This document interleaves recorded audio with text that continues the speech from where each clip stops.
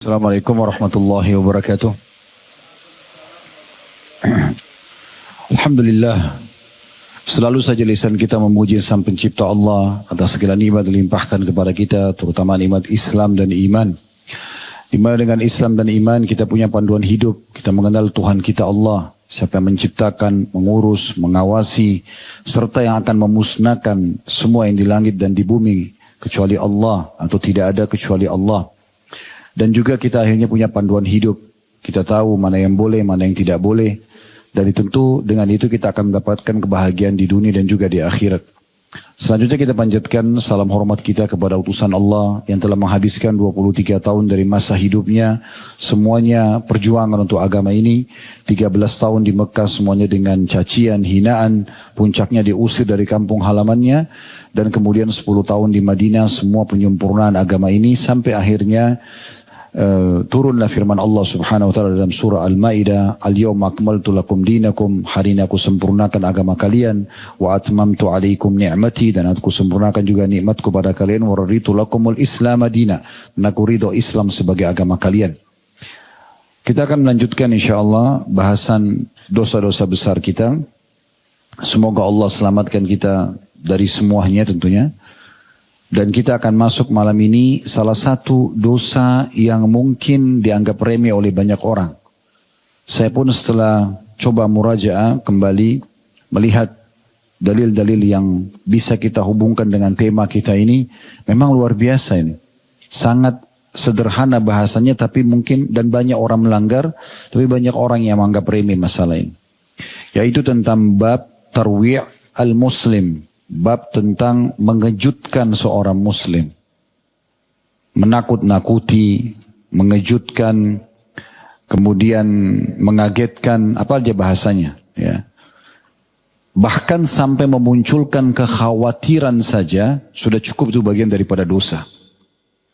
Kita lihat dalilnya, di sini Syekh Muhammad rahimahullah mengangkat sebuah dalil saja, hadis riwayat Abu Daud. Beliau mengatakan dari Abdurrahman bin Abi Layla, dia berkata telah mengabarkan kepada kami para sahabat Rasulullah sallallahu alaihi wasallam bahwasanya mereka pernah mengadakan perjalanan bersama Nabi sallallahu alaihi wasallam dalam beberapa riwayat lain di malam hari. Kemudian seseorang dari mereka tidur, sahabat tidur. Lalu sebagian mereka bangkit menuju satu tali yang ada bersamanya, lalu mengambilnya. Sehingga orang tersebut pada saat bangun terkejut tidak melihat lagi ada tali yang dia selalu jadikan sebagai pemenuh kebutuhan dia. Maka Rasulullah SAW bersabda, Innahu la yahillu li muslimin ayyurawwi'a akhahu. Sesungguhnya tidak halal, maksudnya hukumnya haram, bagi seorang muslim yang mengejutkan saudaranya. Coba perhatikan ya, sebab urutnya hadis ini. Itu ada dua riwayat. Riwayat yang pertama, riwayat Abdurrahman bin Abi Layla ini, yaitu para sahabat lagi berjalan bersama Nabi SAW. Terus ada sahabat satu tidur, teman-temannya kerjain. Mengambil tali, yang tali ini sering dipakai untuk kebutuhan dia. Tali kan sepele sekali ya. Benda mungkin yang bisa hilang pun orang mungkin tidak merasa penting gitu. Tetapi pada saat diambil dan tujuannya untuk disembunyikan, mengejutkan saja orang ini. Akhirnya dia bangun, dia cari, tidak ada. Sampai kepada Nabi SAW, Nabi mengatakan tidak halal bagi siapapun muslim membuat saudaranya terkejut. Hanya karena kasus itu. Sebab urut yang kedua ada disebutkan dalam riwayat lain. Kalau Nabi SAW pernah dalam satu perjalanan di malam hari bersama dengan banyak sahabatnya. Tidak disebutkan peperangan atau yang lain. Tapi intinya di malam hari ada di antara mereka yang begadang, yang tidak tidur cepat. Menemukan satu teman mereka tidur lebih cepat. Maka diam-diam yang begadang ini mengangkat saudaranya ini atau sahabat yang sedang tidur ini diangkat pelan-pelan dan kena nyenyaknya tidur capek dalam perjalanan dia tidak sadar. Diangkat sampai ditaruh di atas bukit. Ya, sampai di atas bukit, setelah itu lalu dikagetkan. Suruh bangun. Pada saat dia terbangun dia kaget karena sudah ada di atas bukit. Sebenarnya tidak dicelakakan, hanya untuk buat kejutan gitu. Akhirnya Nabi SAW mengucapkan sabda yang sama. Innahu la yahillu li muslimin ayyurawwi'a akhah. Tidak halal, berarti haram hukumnya. Berarti ada ancaman di sini, ya. Maka jadi dosa dia. Bagi siapapun muslim yang mengejutkan saudaranya. Jadi teman-teman kita bisa lihat ya. Kalau hanya memunculkan kekhawatiran seperti ini tidak boleh. Apalagi kalau sudah sampai mengancam. Ya. Bagaimana Ustadz kalau saya ingin memberikan kejutan? Kalau kejutan itu hal-hal yang baik. Kejutan misalnya memberikan hadiah. Oke saja karena orang bahagia kan. Tapi yang dimaksud sini adalah kejutan yang membuat orang kaget, takut. Itu tidak boleh. Cemas, khawatir. Semua itu tidak boleh. Baik, kita akan kuatkan ini dalil sebuah hadis saja. Hadis riwayat Abu Daud nomor 5004 dan disahihkan oleh Syekh Al-Albani dalam Shahihul Jami' nomor 7658 yang diangkat oleh beliau rahimahullah. Kita akan coba bahas lebih dalam tentang masalah ini. Ada hadis Bukhari yang berbunyi, kata Nabi SAW, la yushiru ahadukum ila akhihi bis silahi fa inna la yadri ahadukum la'alla syaitana yanzi'u fi yadihi fa yaqa'u fi hafrati minan nar. Artinya, janganlah seseorang di antara kalian mengarahkan pisau kepada orang lain karena dia tidak pernah tahu kapan syaitan akan mempermainkan atau mengarahkan tangannya sehingga kena sasaran dan akhirnya dia masuk ke dalam api neraka. Hanya bercanda saja misalnya, ya, pegang pisau hanya untuk bercanda, untuk menakut-nakuti, itu sudah cukup, tidak boleh. Karena syaitan bisa saja mengarahkan atau mengalihkan tangan dia sehingga kena benar sasaran. Dan dengan itu dia membunuh atau melukai dan dengan itu dia akan dihukum di neraka. Di dalam hadis yang lain tadi itu riwayat Muslim, riwayat Bukhari, riwayat Imam Muslim, kata Nabi SAW, man asyara ila akhihi bihadidatin fa innal malaikata tal'anuhu hatta wa in kana akhahu li abihi wa ummihi. Siapa yang memberikan isyarat saja sama sebuah pisau atau benda tajam, sesungguhnya malaikat, seluruh malaikat, karena malaikat jamak daripada malak. Kalau satu malaikat malak, tapi ini malaikat berarti jamak. Berarti seluruh malaikat melaknatnya, mendoakan keburukan buat dia. Ya. Walaupun yang sedang dia ajak bercanda dengan isyarat pisau atau benda tajam itu saudara kandungnya, saudara seibu dengan ayahnya. Ibnu Hajar rahimahullah menanggapi kedua hadis ini sambil berkata, ini dalam Fathul Bari Syarah Sahih Bukhari, dinukil pada saat beliau sudah mengangkat kedua hadis ini. Dalam hadis terdapat kandungan larangan terhadap segala hal yang dapat mengantar kepada bahaya. Walaupun bahaya tersebut belum pasti terjadi. Kita tidak maksud untuk mencelakakan dia, tapi bisa membawa ke sana, sudah cukup jadi haram. Baik hal tersebut dilakukan serius atau bercanda. Bercanda pun tidak boleh. Jadi kalau sudah cukup bercanda itu membuat orang kaget, itu nggak boleh. Nanti kita jelaskan lebih jauh masalah itu ya. Ada sebuah hadis riwayat Abu Dawud yang lebih detail lagi. Supaya kita faham bahwasanya ini bukan main-main. Bercanda dalam hal ini berbahaya. Hadis riwayat Abu Dawud berbunyi, kata Nabi SAW, la ya'khudhanna ahadukum mata'a akhihi la'iban wala jaddan. Janganlah pernah seseorang di antara kalian mengambil barang saudaranya, apakah dia bercanda, ya, hanya mau mengerjai saja, atau dia serius. Kalau serius mencuri. Kalau dia bercanda, ini masuk dalam larangan bab kita. Misalnya, sengaja orang menyembunyikan sandal temannya. Yang sering terjadi kan, hanya untuk ngerjain aja. Ya, itu nggak boleh. Di sini, kita bisa lihat kalau hadis tadi, yang pertama yang diangkat dalam buku kita, cuma mengambil tali saja. Sudah cukup Nabi SAW tegur pelakunya. Kemudian yang tadi sahabat juga sengaja mengerjai temannya lagi tidur dikagetkan. Juga sama kena ancaman tersebut. Nah di sini juga hadis yang baru kita bacakan, tidak boleh mengambil produk apapun dari saudara muslim, bercanda atau serius.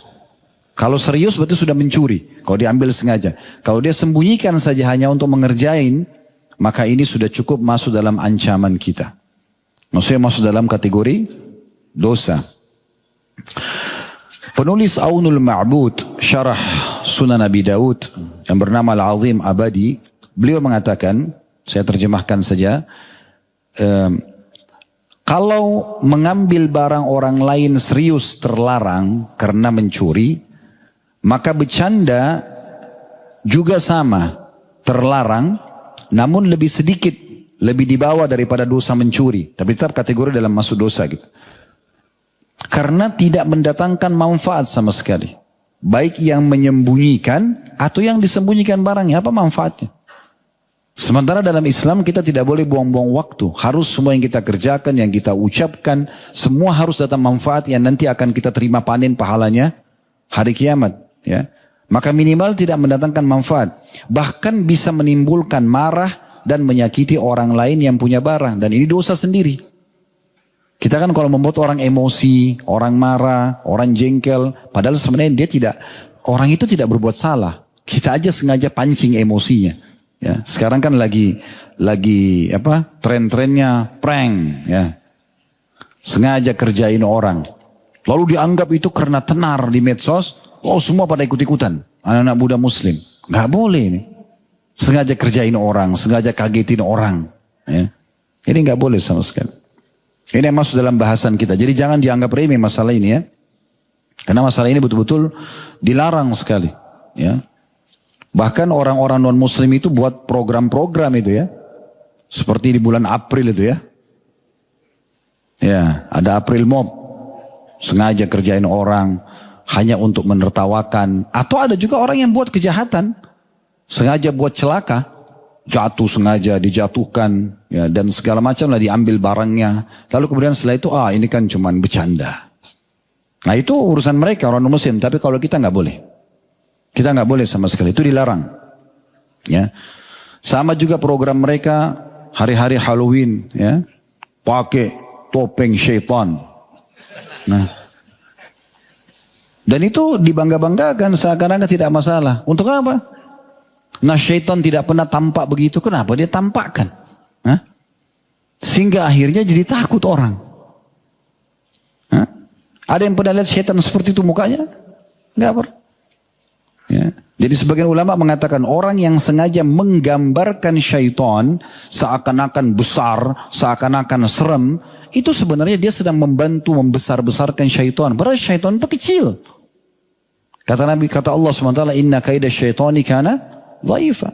Syaitan itu sangat lemah. Bahkan kalau kita baca bismillah, ya, maka syaitan kata Nabi SAW mengecil seperti lalat. Tidak ada tuh syaitan besar. Jadi film-film tentang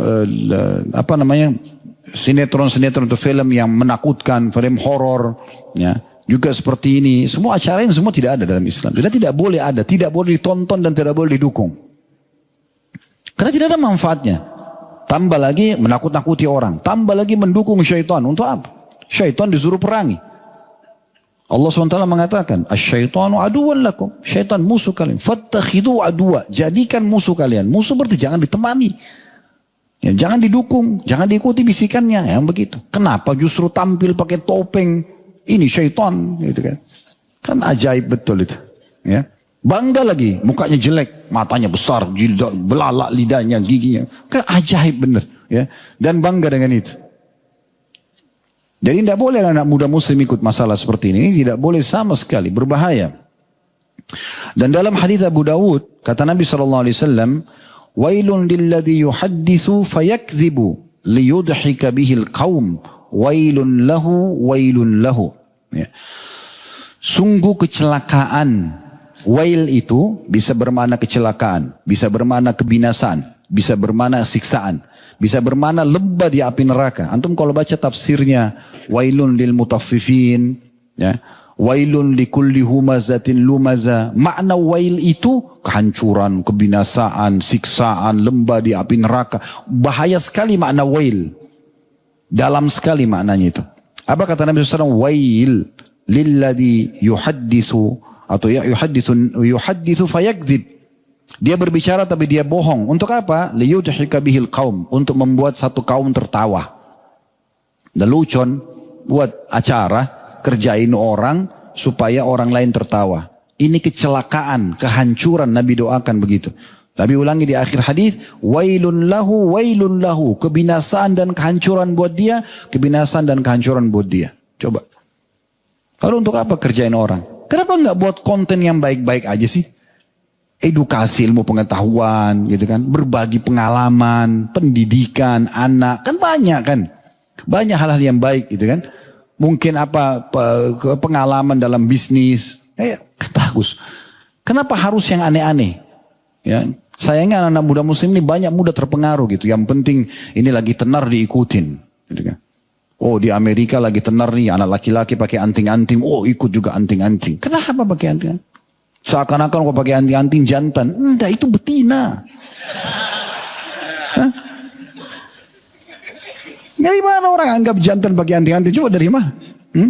Jelas-jelas itu ciri khasnya perempuan. Dan kata Nabi SAW, Allah melaknat laki-laki yang menyerupai perempuan menyerupai laki-laki. Ini sudah pernah kita bahas di dosa besar kita. Dosa besar nggak boleh. Menyerupai bajunya nggak boleh, menyerupai rambutnya nggak boleh, jalannya nggak boleh, bajunya nggak boleh sama laki-laki perempuan. Kok disamakan?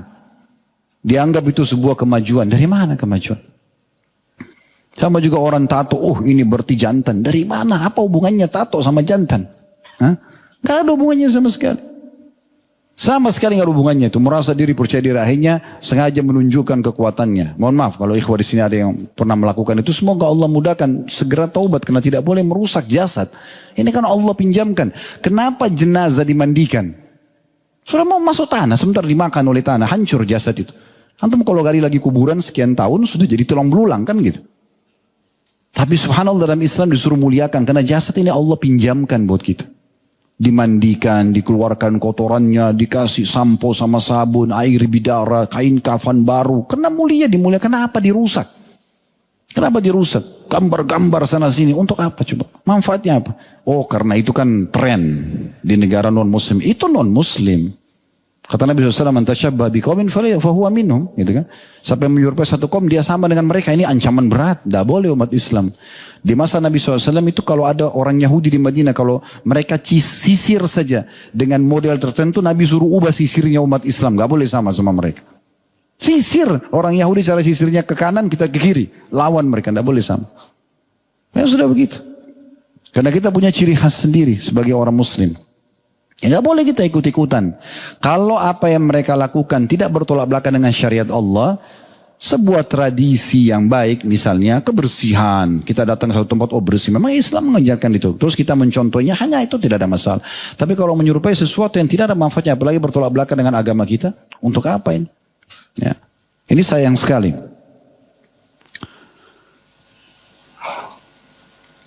Kemudian teman-teman sekalian, di dalam Tuhfatul Ahwadhi, ini syarahnya Tirmidzi, disebutkan juga dan dalam hadis disebutkan bahwa yang diambil hanyalah sebuah tongkat. Kalau hadis tadi ya ada penyebutan tentang masalah tongkat atau tali yang diambil tadi, itu adalah hal yang umumnya dianggap sepele. Namun kesepelean ini ya tetap aja dianggap sebagai sebuah pelanggaran walaupun itu benda tidak berharga. Menyembunyikan barang tersebut bukan maksud mencuri. Karena kalau mencuri sudah jelas pelanggaran. Namun mendatangkan marah orang lain dan bisa muncul kekhawatiran. Dan inilah yang membuat dia jadi dosa. Itu saja, membuat kekhawatiran. Syekh Utsaimin rahimahullah berkata, ini dalam syarah Riyadhus Shalihin beliau, jilid 6 halaman 556, kurang lebih terjemahannya, sebagian orang yang kurang akalnya, dia sengaja pada saat beliau tanggapi hadis ini ya, yang sedang kita bahas. Sebagian orang yang kurang akalnya, dia mengendarai mobil dengan kecepatan tinggi ke arah seseorang yang sedang berdiri, duduk, atau tiduran, dengan maksud bercanda. Digas motor atau mobilnya, hanya untuk takutin orang. Walaupun temannya, misalnya tidak boleh, tetap tidak boleh. Kata beliau ini orang yang kurang akal melakukannya. Sebagian orang yang kurang akalnya dia mengendarai mobil dengan kecepatan tinggi ke arah seseorang yang sedang berdiri, duduk atau tiduran dengan maksud bercanda. Lalu ia tiba-tiba membelokkan dengan cepat dengan niat bercanda agar tidak menabraknya. Hal itu terlarang, artinya haram, tidak boleh. Bisa saja syaitan mengambil alih tangannya sehingga tidak dapat mengendalikan, akhirnya dia tabrak dan jatuhlah ia dalam hukuman dalam api neraka. Belum menyinggung juga, contoh lain orang yang punya anjing, sengaja menakut-nakuti orang. Ini contoh Syekh Utsaimin rahimahullah. Dia bawa anjing, kemudian dia bicara sama orang, anjing itu dibiarkan untuk mengendus-endus orang ini atau menakut-nakuti atau menggonggongnya. Semua tidak boleh. Makanya dalam Islam tidak boleh pelihara anjing itu kan. Kecuali orang dalam kondisi dia gunakan untuk berburu atau menjaga peternakan. Tapi untuk pelihara di rumah nggak ada. Tapi saya suka hewan Ustaz. Cari hewan yang boleh. Ada kucing. Kucing boleh dipelihara. Walaupun tidak boleh dimakan. Kalaupun mau pelihara misalnya. Atau ikan. Lapar tinggal goreng kan. Hah? Kenapa anjing lidahnya najis. Tidak bisa dimakan. Gonggongnya ribut. Kotorannya. Wah. Sampai kucing pun kalau saya ditanya Ustaz pelihara kucing. Tidak jangan Ustaz. Daripada pelihara kucing biayanya besar. Ada kucing yang bayar mahal. Biaya ada perawatannya, ada salonnya, ada dokternya. Pelihara anak yatim. Hah? Anak yatim bisa hafal Quran, kucing gak bisa. Hah? Ajarin sholat, dia sholat kita dapat pahala. Ya kan gitu. Itu dalam hadis sebutkan kalau kita elus kepalanya anak yatim. Setiap helai rambutnya satu pahala. Kalau kucing dielus tidak ada pahalanya. Hah? Lalu untuk apa? Saya pernah masuk ke rumah seorang, maaf ikhwah dan akhwat yang pelihara kucing. Bukan tidak boleh, cuma saya kasih contoh. Saya pernah masuk ke rumah orang bertamu. Waktu itu kami mau lihat satu lokasi. Jakarta Selatan sini. Masuk semua kucing. Itu saya masuk semuanya bau kucing. Sofa bau kucing. Sejadah yang kita pakai pun waktu itu saya mampir sholat bau kucing semua. Nah, dari mana dia tahu ini mungkin sudah kencing di situ. Mungkin sudah buang air di situ. Kan kucing tidak tahu mandi. Hah? Kalau manusia kan lain. Ya. Kenapa tidak anak yatim coba? Kata Nabi SAW sebaik-baik rumah yang ada. Anak yatimnya dan aku dan sponsor anak yatim seperti ini di surga. Dekat sekali sama Nabi. Nabi nggak pernah bilang yang pelihara kucing sama saya seperti ini di surga. Enggak. Coba pakai akal sehat gitu ya. Jadi tidak usah alihkan gitu. Karena pernah ada orang begitu. Muslim pelihara anjing di rumahnya. Kenapa? Untuk berjaga-jaga. Kenapa berjaga-jaga? Ada Allah, ada malaikat. Pakai security. Kan bisa. Daripada beli anjing berapa juta, bayar security. Dapat pahala kasih makan, ajarin sholat, kan bisa. Ini kata beliau juga, contoh orang lain yang memelihara anjing untuk menakut-nakuti begitu. Nah ini saya tambahkan sekarang, itu sudah selesai tadi. Tuhfatul Ahwadhi, syarahnya Tirmidzi. Seperti sekarang juga banyak itu orang buat knalpot berisik, ya, ganggu orang. Sana sini. Apa yang didapat betul-betul saya bingung tuh. Dia lewat sebelah kita tutup kuping. Dia pun sakit sebenarnya kupingnya. Kadang-kadang dia balap, sampai sana. Habis itu selesai. Hanya untuk 100 meter tuh dibanggakan. Wah ribut. Ganggu orang semua. Ya mending kalau dia lewat satu tempat gak dilemparin batu tuh biasa. Karena ribut banget. Tengah malam kadang-kadang lewat di rumah orang. Ada bayi baru lahir. Ada ganggu orang. Kan gitu. Untuk apa ini? Beli mahal lagi. Perusahaan yang punya insinyur, punya arsitek yang cerdas-cerdas sudah buat knalpot modelnya begitu tuh bagus, suaranya sudah begitu, sudah diatur sebenarnya, nggak ganti, besar, nggak aneh betul, ajaib. Semoga Allah kasih hidayah. Sama klakson mobil sudah dikasih standar, ganti yang truk punya. Wow. La haula wala quwwata. Kita balik mobil kecil. Untuk apa? Klakson kecil sudah cukup. Itu pun kita pakai pelan-pelan saja. Ya. Karena ini masalahnya tidak boleh melahirkan kekhawatiran. Gak boleh. Orang khawatir aja gak boleh. Ini sedang kita bahas ini. Jadi gak usah. Kalau sudah klakson satu kali, orang itu belum pindah. Oke, tenang, sabar dulu.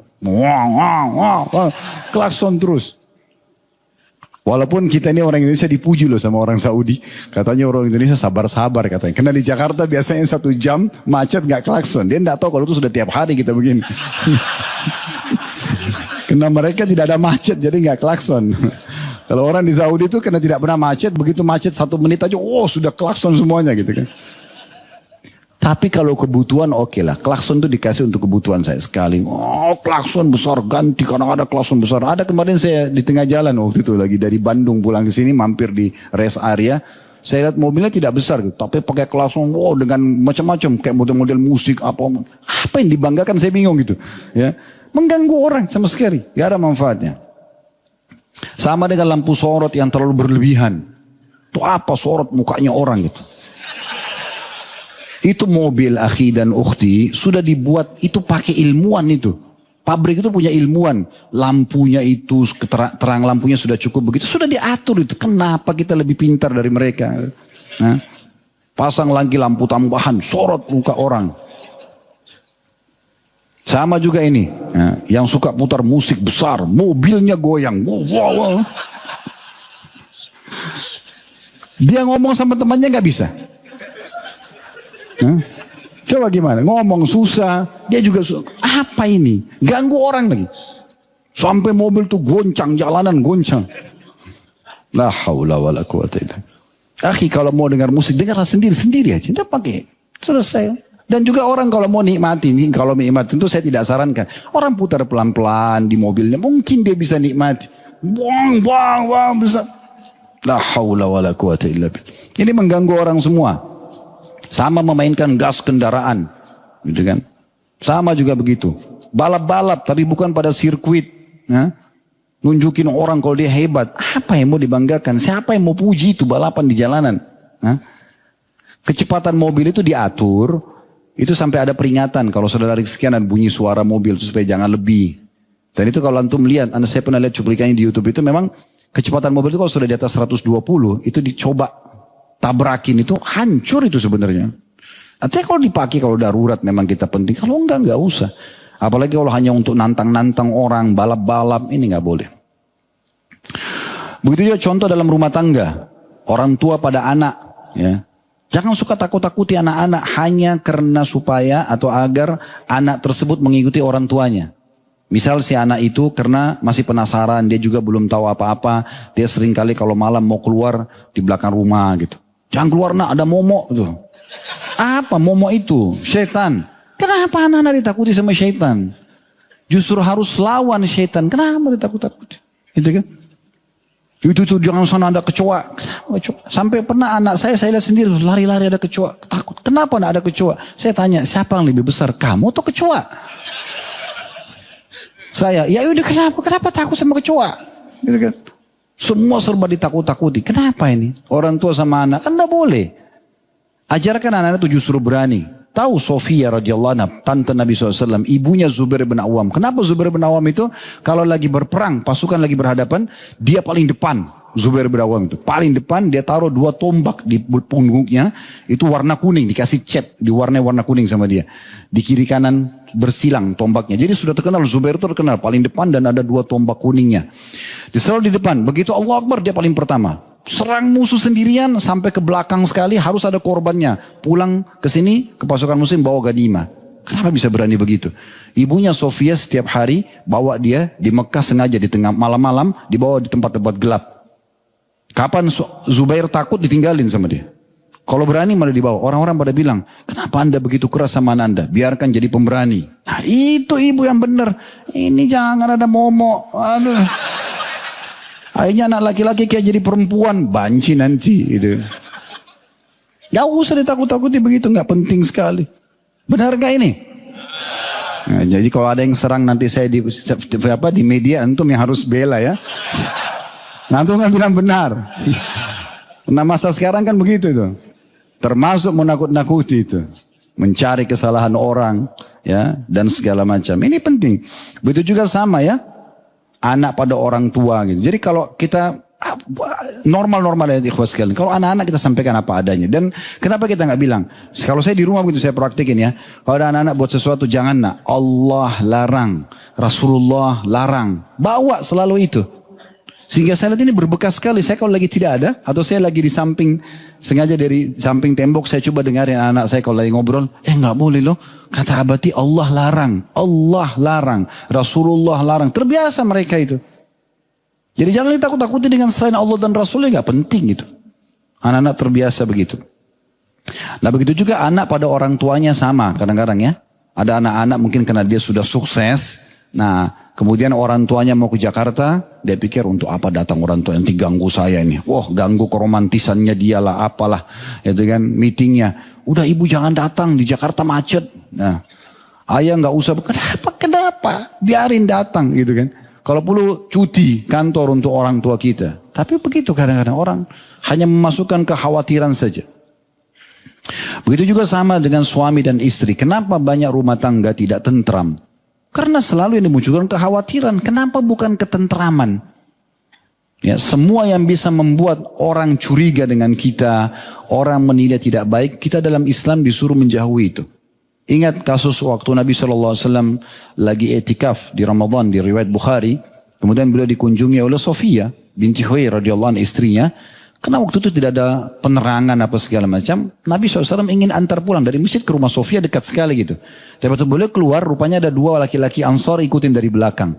Dan dalam riwayat ini dikatakan langkah kaki keduanya cepat. Seakan-akan mau tahu Nabi lagi sama siapa nih. Maka dari jauh Nabi sudah bilang, ala rizkikuma innaha Sofia binti Huyai. Pelan-pelan aja kalian, ini Sofia binti Huyai. Bukan wanita asing, ini istri saya. Belum mereka bilang, Nabi sudah tutup dulu itu. Jadi memang kita nggak boleh membuka pintu-pintu seperti itu. Sekarang kenapa seorang suami memberikan istrinya khawatir? Nggak perlu. Buat ketentraman, buat dia nyaman. Kenapa seorang istri selalu mau ngetes suaminya? Ya, ini setia atau tidak? Ya kan gitu. Nggak perlu. Akhirnya buat program-program yang aneh-aneh gitu. Teman-teman sekalian normal aja. Mau pasangan suka bilang saya suka, saya tidak suka. Terus apa kira-kira yang membuat kamu suka? Kan bisa normal-normal aja, manusiawi. Tidak usah lintas alam, pergi dukun, bawa foto, lintas ke alam jin. Tidak usah, tidak perlu. Tidak usah pakai tes-tes, ini cinta nggak sama saya nih. Pura-pura ini, pura-pura itu, nggak perlu, nggak perlu. Kalau kejutan antum mau kasih hadiah yang menyenangkan, tiba-tiba kita kasih parfum misalnya atau kasih bunga ditaruh di kamar, mungkin itu masih oke, kan? Tapi kalau menakutkan orang jangan sama sekali. Ini banyak sekali terjadi. Akhirnya rumah tangganya tidak tentram. Allah subhanahu wa ta'ala menjadikan dalam surah Ar-Rum, kalau ketentraman, sakinah, mawaddah, rahmah, semua ketentraman jiwa, cinta, kasih sayang antara suami istri sebagai tanda-tanda kebesarannya. Bagaimana caranya? Memang itu yang kita transfer ke pasangan kita. Kan sederhana. Kita bertutur kata santun, orang akan balas santun. Kita keras, orang juga akan keras. Kita tuduh, kita akan dituduh. Kan selesai. Kita mukul, akan balasnya sama. Kan gitu. Jadi coba gunakan hal yang normal-normal aja, biasa. Santai aja. Dan tidak usah pakai ngetes-ngetes, jangan ngetes-ngetes gitu. Ya, tidak usah dites-tes, langsung saja kita sampaikan yang kita suka, bahasanya tidak basa-basi, tidak pakai menginap dalam rumah tangga, begitu aja. Semua jelas. Jadi tidak ada sesuatu yang tanda tanya gitu. Ya, ini termasuk misalnya dalam masalah rumah tangga. Begitu juga dengan masalah saudara dengan saudaranya, ya. Berapa banyak orang yang menahan warisan saudaranya hanya karena mengatakan saya kakak paling tua, kamu lebih muda ya sudahlah, ya ikut saja misalnya. Nanti kita tunggu dulu harga naik. Kenapa? Orang kalau meninggal harus segera dilakukan 4 hal. Diurus jenazahnya, dibayar utangnya, dijalankan wasiatnya, dibagi warisannya. Itu sudah bukan hak mayit lagi. Dan bukan hak salah satu di antara mereka. Sudah hak semuanya. Dan sudah dibagi persensasi dalam Islam. Saya berapa kali menemukan kasus begitu. Ada yang datang, Ustadz ini masalah warisan mau konsultasi. Ternyata itu sudah cicit. Jadi sudah meninggal semua ahli waris yang pertama. Kenapa? Karena ditahan. Hanya mau nunggu harga. Tidak ada haknya tunggu harga naik. Ibu kita masih hidup. Tidak apa-apa ibu tinggal di rumah situ. Tapi sudah jelas persentase hak masing-masing. Itu hak syar'i. Gitu kan? Kenapa harus membuat orang khawatir? Sampai saya tahu ada di antara keluarga itu meninggal. Dia padahal butuh semasa hidupnya, kesian. Ditahan sama saudaranya gitu. Ini kan menakut-nakuti semua, membuat orang khawatir. Dan akhirnya setengah mati dia, padahal sebenarnya dia bisa nikmati hasil itu. Begitu juga teman sama temannya, bawahan sama atasan. Semua buat ketentraman. Intinya dalam Islam sebenarnya kita disuruh untuk membuat ketentraman, kenyamanan. Ya. Dan apa adanya, transparan. Kita kalau bisa kita bilang bisa, kalau nggak bisa nggak bisa. Dan jangan kerjain orang lain. Jangan sembunyikan sendal, jangan sembunyikan handphone. Nanti orang sudah kepikiran baru kemudian dia mau, ya, menunjukkan, oh ini sembunyi. Tidak usah juga ngecek-ngecek HP, ya, ambil tugas malaikat, nggak perlu. Nggak usah, malaikat sudah catat itu. Ya. Begitu suami pulang sibuk, langsung buka HP-nya. Dia hubungi siapa nih? Untuk apa? Repot-repot kenapa? Kita menikah, menjadi suami atau menjadi istri bukan sebagai pengawas, pendamping, ya. Kalau pengawas itu malaikat, sudah ada Allah kasih tugas, tidak tidur mereka. punya catatan semua. Ma yalfidhu min qaulin illa ladaihi raqibun atid. Tidak ada satu kata pun kecuali ada penjaganya dari malaikat, gitu kan? Jadi memang sudah mencatat semua dan mereka sama sekali tidak pernah tidur, tidak pernah capek, tidak pernah luput. Mereka tahu semuanya. Kalau mungkar itu kelihatan depan mata, pelanggaran jelas, nah baru kita luruskan. Kalau kita tidak tahu jangan dikorek-korek. Karena ada Tuhan yang mengawasi dia. Kalau saya misalnya di sini harus sibuk, teman-teman dan sini ikhwah semua sibuk. Istri kita di rumah lagi buat apa ya? Kita sibuk cari tahu. Habis waktu kita untuk itu. Kapan kita berzikir, kapan kita bekerja, kapan kita bisa berbagi ide kepada orang lain. Kalau setiap istri juga begitu selalu sibuk, suami saya buat apa? Kecurigaan, akhirnya pasang ini, pasang itu. Ada yang saya dapat informasi begitu, suami istri saling taruh kamera di mobil. Untuk ngawasin, yang suami ngawasi istri, istri ngawasin suami. Ini kebahagiaan apa coba? Kalau emang antum dapat pasangan yang susah seperti ini selalu maksiat, tidak usah pasang CCTV atau pasang kamera. Ceraikan, cari yang baik. Selesai. Kalau memang hidupnya begitu ya, cuma tahu selalu selingkuh buat masalah, untuk apa bertahan? Habisin waktu kan?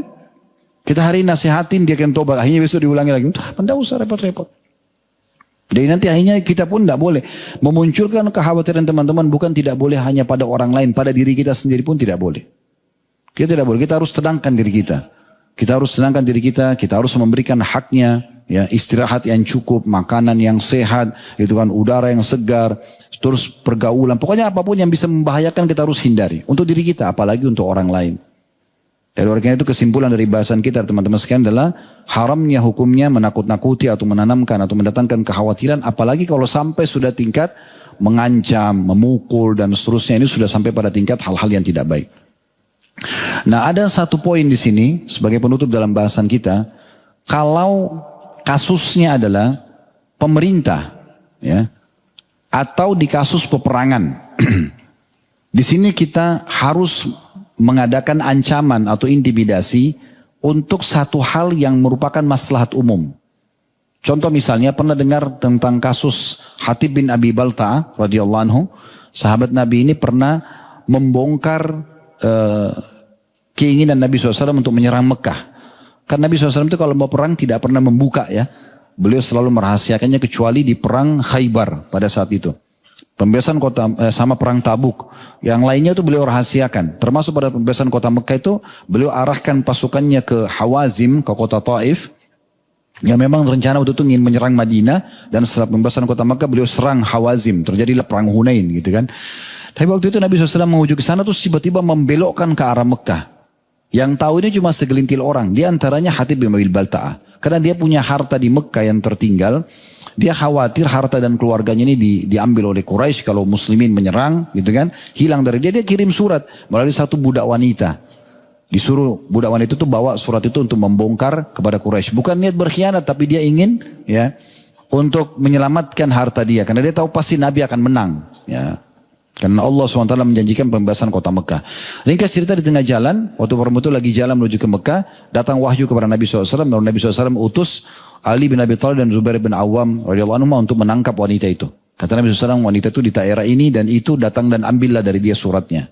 Nah waktu tiba di sana, Ali mengatakan, engkau telah membawa sebuah surat dari Hatib bin Abi Balta'ah ke orang Mekah, serahkan kepada kami. Awalnya wanita itu tidak mau. Dia tidak mengaku gitu. Lalu kata Ali radhiyallahu anhu, kalau kau tidak mau melakukan, kami akan memeriksamu dan mengambil paksa dari kepala sampai kaki. Nah di sini saksi bahasanya adalah boleh karena memang ini sudah berbahaya bagi muslimin. Karena ketakutan wanita itu suruh Ali dan Zubair balik ke belakang karena dia harus buka dililit di rambutnya, maka dia keluarkan lalu dia berikan. Itu contohnya, gitu kan? Ada juga orang kalau dalam peperangan misalnya musuh memata-matai, gitu kan? Mereka memang ingin atau mereka telah mengambil apapun data-data dari muslimin atau mencuri sesuatu kemudian ketangkap gitu kan, maka ini mungkin karena mereka dilatih untuk sabar dan mereka dusta, maka biasanya ada ancaman di situ ya, sehingga akhirnya mereka mengaku ya, dari perbuatan-perbuatan tersebut. Nah ini berbeda, ini kasus yang berbeda, kita bicarain dalam kehidupan kita dalam keseharian. Kalau itu berbeda sekali, tentu tidak boleh juga pihak pemerintah setiap saat harus selalu intimidasi orang, tidak, karena tugas mereka adalah menyebarkan ketentraman dan keamanan ya. Tapi ini pada kasus-kasus tertentu, kan ada sebagian orang bisa dengan nasihat, dia baik, bisa juga ya ada orang yang tidak bisa dengan nasihat, dia hanya bisa dengan tekanan dan juga ancaman. Poin juga penting teman-teman sekalian, kalau kita pernah melakukan ini segera minta maaf tentunya kepada siapapun, kita usahakan minta maaf dan mulai sekarang ke depannya jangan pernah lagi jangan pernah mengulangi perbuatan tersebut, dan tujuan pengajian seperti ini adalah untuk memperbaiki dari sekarang ke depan. Setiap kali sampai kepada antum sebuah ilmu, itu berarti Allah sedang menyampaikan ke kuping dan hati kita di saat ini. Berarti kita niatnya memperbaiki ke depan. Jadi bagaimana ke depannya kita tidak ulangi lagi. Kalau pernah kita lakukan, kita beristighfar kepada Allah. Namun karena menakut-nakuti ini dan memasukkan kekhawatiran, ini adalah bagian yang berhubungan dengan makhluk manusia, maka kita harus meminta maaf juga dengan dia. Selain tobat kepada Allah, juga kita minta maaf kepada orang-orang tersebut. Ya, kalau pernah kita sembunyikan barang, kita sampaikan dan kita kembalikan. Karena ada juga orang sembunyikan barang, karena orang itu tidak tahu sekaligus diambil sama dia. Gitu kan? Maka ini harus segera kembali kepada atau mengembalikan kepada orang tersebut, karena nanti hisabnya akan berat. Ingat, mengambil satu potong roti ya misalnya, atau satu gelas, satu pulpen, itu tidak akan dibayar dengan itu di akhirat, tapi akan dibayar jauh lebih berat daripada itu. Oleh karena itu hati-hati sekali. Jangan, selalu saya bahasakan ini juga, kita tutup dengan ini, jangan pernah teman-teman sekalian menuju ke akhirat membawa dua hal ya, dan bawalah dua hal. Jangan pernah bawa dosa dan bawa musuh. Ini berat nanti. Selalu buat dosa tidak taubat dan selalu saja ada saja musuhnya. Nah, di antara bahasan kita ini tuh orang nakut-nakutin orang ini bisa bawa musuh nanti. Dan bawalah dua hal, bawalah amal soleh dan teman-teman yang soleh. Ajal sangat terbatas, kita akan meninggal, maka usahakan nanti di sana kita menerima yang baik-baik saja. Allahu a'lam.